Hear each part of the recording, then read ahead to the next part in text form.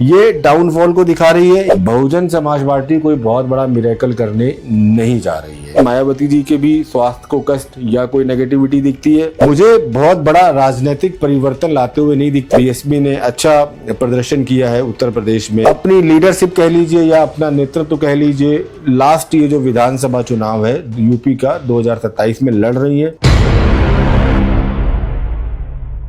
2027 में यूपी में विधानसभा चुनाव होने हैं और सभी की नजरें या तो बीजेपी पर है या समाजवादी पार्टी पर। लेकिन आज हम बात कर रहे हैं बहुजन समाज पार्टी की कि क्या बहुजन समाज पार्टी अपनी खोया हुआ गौरव या जो उसकी स्ट्रेंथ थी जब उसने अपनी सरकारें बनाई है कई बार, वो 2027 के चुनाव में मायावती या बहुजन समाज पार्टी कोई बड़ा कारनामा करते हुए दिखती है या यूं कहे कोई बड़ा राजनीतिक उलटफेर। तो इसके लिए आज के वीडियो में हम लेकर आए हैं बहुजन समाज पार्टी का चार्ट कि आने वाले 2027 के जो विधानसभा चुनाव होने हैं वहां पर बहुजन समाज पार्टी की कैसी स्थिति दिख रही है। तो देखिए दोस्तों, बहुजन समाज पार्टी की जो स्थापना है या बीएसपी की जो स्थापना है वो काशीराम जी ने 14 अप्रैल 1984 को नई दिल्ली में की थी। इसके आधार पर जो इसका स्थापना चार्ट बनता है या फाउंडेशन चार्ट, देखिए हर पार्टी का एक फाउंडेशन चार्ट है, जैसे बीजेपी का है मिथुन लग्न का, और हर पार्टी का जो उसकी स्थापना हुई है तो इसकी स्थापना के आधार पर जो इसका फाउंडेशन चार्ट बनता है वो कर्क लगन का बनता है। एक अच्छी बात यह है कि इस पार्टी के चार्ट में अधिकतर ग्रह या तो अपने ऑन साइन स्वराशि में या फिर अपनी उच्च अवस्था में एक्सॉल्टेड पोजीशन में है। जैसे कर्क लगन की कुंडली बनती है, शनि यहाँ पर उच्च के हैं, सूर्य यहाँ पर उच्च के हैं मेष राशि में, शुक्र यहाँ पर मीन राशि में उच्च के, राहु भी वृषभ राशि में उच्च अवस्था में है, मंगल अपनी राशि में बैठे हुए। तो चार्ट में एक स्ट्रेंथ तो दिखती है। तो देखिए बीएसपी ने या बहुजन समाज पार्टी ने एक लंबे समय तक उत्तर प्रदेश में अपना जो वर्चस्व है कायम किया है, अपनी सरकार बनाई है, चाहे मिली जुली सरकार रही हो चाहे बाकी किसी और के साथ रही हो। फिलहाल इनका जो अभी समय चल रहा है वो अगर हम देखें तो गुरु की महादशा इनकी शुरू हुई थी जुलाई 2019 में इस बहुजन समाज पार्टी या बीएसपी की। अब गुरु की महादशा इनके लिए उतनी शुभ है नहीं, ये डाउनफॉल को दिखा रही है। ये जो मायावती है या जो नेतृत्व स्थिति है वहां पर, उसमें भी एक तरीके का डाउनफॉल, परिवर्तन या फिर काफी चेंजेस को इंडिकेट कर रही है कि अप्रैल मई या मार्च 2027 के आसपास चुनाव चल रहा होगा। तो इनमें अभी से गुरु में केतु का अंतर शुरू हो गया है बीएसपी के फाउंडेशन चार्ट में, जो कि 10 जून 2026 से शुरू हुआ है। अब ये 17 मई 2027 तक चलता रहेगा, यानी कि जो पूरा चुनाव है वो गुरु में केतु की अंतरदशा में निकलेगा। फिलहाल इस चार्ट में अगर हम एक चीज और देखें तो D10 चार्ट हमें उतना इम्पैक्टफुल नहीं दिखता है। और देखिए अष्टम और फर्स्ट हाउस में अष्टक वर्ग में सेम नंबर है 33। तो ये भी देखिए पार्टी को अब धीमे धीमे, आप अगर देखें 2019 के बाद से जो पार्टी की स्थिति है वो डामाडोल है। हालांकि मायावती जी अपने भतीजे को लेकर आई हैं, भांजे को लेकर आई हैं पॉलिटिक्स में। इन सिनेरियो के अकॉर्डिंग अगर हम इसको पराशरी मेथड से ही देखें तो बहुजन समाज पार्टी कोई बहुत बड़ा मिरेकल करने नहीं जा रही है। यानी कि जैसा कई लोग दावा कर रहे हैं या कई लोग सोच रहे हैं कि बहुत सारी सीटों पर बहुजन समाज पार्टी अपना एक अच्छा रिजल्ट देगी, बट एस्ट्रोलॉजिकली और एज पर पराशरी मेथड गुरु में केतु की अंतरदशा जून 2026 से शुरू है और ये मई 2027 तक रहनी। तो दो चीजें जरूर मुझे दिखती हैं यहाँ पर। अगर हम देखें जो पार्टी में जो टॉप लीडरशिप है उसके लिए भी दिक्कत है। दिक्कत ये है कि मायावती जी के भी स्वास्थ्य को कष्ट या कोई नेगेटिविटी दिखती है। पॉलिटिकल परफॉर्मेंस जो है पार्टी की वो 0 या 1-2 सीट के आसपास ज्यादा से ज्यादा मुझे दिखती है, यानी 0 to 5 भी कह लें तो भी बहुत है। बहुजन समाज पार्टी यहाँ पर मिरेकल नहीं कर रही। इसी तरीके से अगर हम जेमिनी एस्ट्रोलॉजी में देखें तो क्या चल रहा है इनके साथ, जेमिनी एस्ट्रोलॉजी में अभी इनके जो अमात्य कारक है ये जुपिटर है और अमात्य कारक की जो स्थिति है छठे भाव में बैठे हैं। छठे भाव में बैठे सस्टेश की इनकी महादशा भी चल रही है, उसमें अंतरदशा अगर वैसे देखें तो केतु की यही, और अमात्य कारक जुपिटर से अभी कुंभ राशि की दशा इनकी शुरू हुई है। तीसरे भाव की दशा, साहस पराक्रम दिखाएंगे, एफर्ट्स दिखेगा इनका, लेकिन उस एफर्ट्स का भी प्रयास का बहुत ज्यादा रिजल्ट इनको भी मुझे आता हुआ देखिए नहीं दिखता है।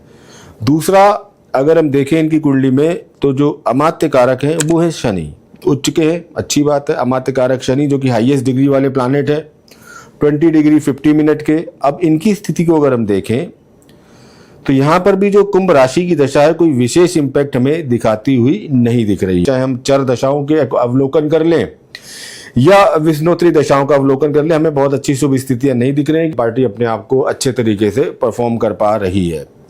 योगिनी दशाओं में अगर हम जाएं, संकटा की दशा इनकी शुरू हो गई थी जुलाई 2020 से, और ये संकटा की दशा अभी पूरे जो इलेक्शन चलेगा इनका जुलाई 2028 तक वो रहने वाली है। तो ये 2-3 दशाओं का जो क्रम है, और पार्टी का जो हम देख रहे हैं फाउंडेशन चार्ट, तो यहाँ पर एक तरीके से बहुजन समाज पार्टी मुझे बहुत बड़ा राजनीतिक परिवर्तन लाते हुए नहीं दिखती। यह जो अपना पुराना गौरव था, पुराना गौरव होता है किसी व्यक्ति का जब उसने अतीत में बहुत अच्छे काम किए हो, तो डेफिनेटली सरकार में रही है मायावती जी और बीएसपी ने अच्छा प्रदर्शन किया है उत्तर प्रदेश में, चाहे लोकसभा सीटें रही हो चाहे विधानसभा सीटें रही हो। लेकिन मुझे अब आने वाली जो स्थितियां हैं वो उतनी शुभ नहीं दिखती हैं कि इनका जो प्रदर्शन है वो लगातार बेहतर हो, अच्छा हो, वो डाउनफॉल की तरफ जाएगा।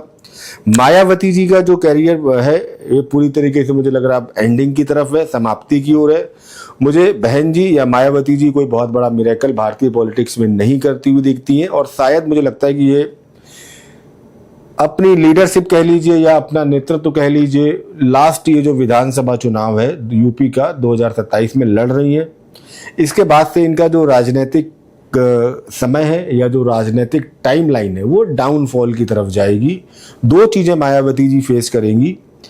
एक तो देखिए इनकी पार्टी में वैसे ही बहुत टूट फूट होती रहती है, पार्टी अपने जो स्ट्रेंथ है उसको खत्म कर देगी या कोलैप्स की तरफ जाएगी आने वाले टाइम में। इनके जो भांजे हैं कोई बहुत बड़ा इम्पैक्ट नहीं कर पाएंगे, ना पार्टी को रिफॉर्म कर पाएंगे। इसकी जगह इसको सब्स्टिट्यूट कोई ना कोई दूसरी क्षेत्रीय पार्टी या जो इनका वोट बैंक है उससे संबंधित कोई पार्टी इनको जल्दी ही सब्स्टिट्यूट करेगी आने वाले वर्षों में, जो बहुजन समाज पार्टी का स्थान ले लेगी।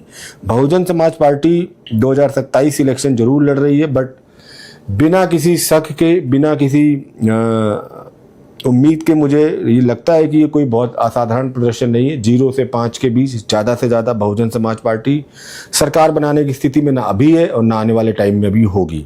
तो समय ठीक है। मायावती जी के लिए बस ये है, उनके लिए स्वास्थ्य कष्ट दिखता है, उनके लिए आयु को लेकर कष्ट दिखता है, गंभीर बीमारियां जरूर दिखती हैं उनके इंडिविजुअल चार्ट्स में भी। और यहाँ पर भी सूर्य थोड़ा सा, जो कि पार्टी नेतृत्व या आला कमान को दिखा रहा है, ग्रसित है, पीड़ित है, और उस पीड़ा में कहीं ना कहीं पार्टी का जो आला कमान है उसके साथ कुछ तरीके के जो स्वास्थ्य संबंधी कष्ट हैं वो उजागर हो सकते हैं। तो फिलहाल बहुजन समाज पार्टी का जो हमें लगा था कि हमें इस पर जरूर डिस्कशन करना चाहिए, हमने समाजवादी पार्टी पर बात की है, हमने भारतीय जनता पार्टी पर बात की है, और आज ये बहुजन समाज पार्टी पर हमने बात कर ली है। तो तीनों को अगर मैं कंपाइल कर दूं तो सरकार तो देखिए निश्चित रूप से भारतीय जनता पार्टी बना रही है, और निश्चित रूप से बना रही है, उसमें किसी को कोई शक नहीं होना चाहिए। बहुजन समाज पार्टी कुछ नया नहीं करने जा रही है, अपने पुराने प्रदर्शन को भी अगर रिपीट कर ले तो बहुत बड़ी बात है, टोटल कोलैप्स की तरफ है। तीसरा जो समाजवादी पार्टी है, इसके लिए जरूर मैं कहूँगा कि ये अपना प्रदर्शन पहले से सुधारेगी। शायद लोग इसको अन्यथा कुछ ले लेते, मैंने कभी नहीं कहा कि वो सरकार बना रही है 2027 में, लेकिन 2027 में एक चीज़ ये हो जाएगी कि समाजवादी पार्टी भी अपना थोड़ा सा प्रदर्शन सुधारेगी, पहले से बेहतर करेगी। लेकिन जो सरकार है वो निश्चित रूप से भारतीय जनता पार्टी और माननीय योगी आदित्यनाथ जी के नेतृत्व में बन रही है उत्तर प्रदेश के अंदर, और कोई ऐसा मिरेकल, कोई वोट कटुआ बन के बीजेपी को नुकसान या किसी और को नुकसान मुझे बीएसपी करती हुई नहीं दिखती। आपके सामने ये चार्ट है, आप इसको देख सकते हैं, समझ सकते हैं। और देखिए मेरे हिसाब से इस वीडियो को हम यहीं पर अंत करते हैं। आप लोगों के लिए हमेशा की तरह प्रार्थना, ईश्वर आप सभी को सुखी रखे, दीर्घायु रखे। कमेंट बॉक्स में कम से कम अगर कुछ और ना समझ में आए तो आप इतना तो लिख ही सकते हैं, नीम करोली बाबा की जय। और कहते हैं कि ईश्वर की भक्ति, ईश्वर के जप नाम से जो कृपा आती है, चाहे वो आप बोल कर लिखें चाहे लिख कर करें, अगर किसी के कहने से आपके मन में ईश्वर के प्रति प्रेरणा जाग रही है तो कहीं ना कहीं ईश्वर आप पर अपनी कृपा दृष्टि बरसाना चाहते हैं। तो क्यों अपने आप को आप उस कृपा दृष्टि से वंचित करना चाहते हैं? तो इस कमेंट बॉक्स में नीम करोली बाबा की जय, जय श्री राम लिखे।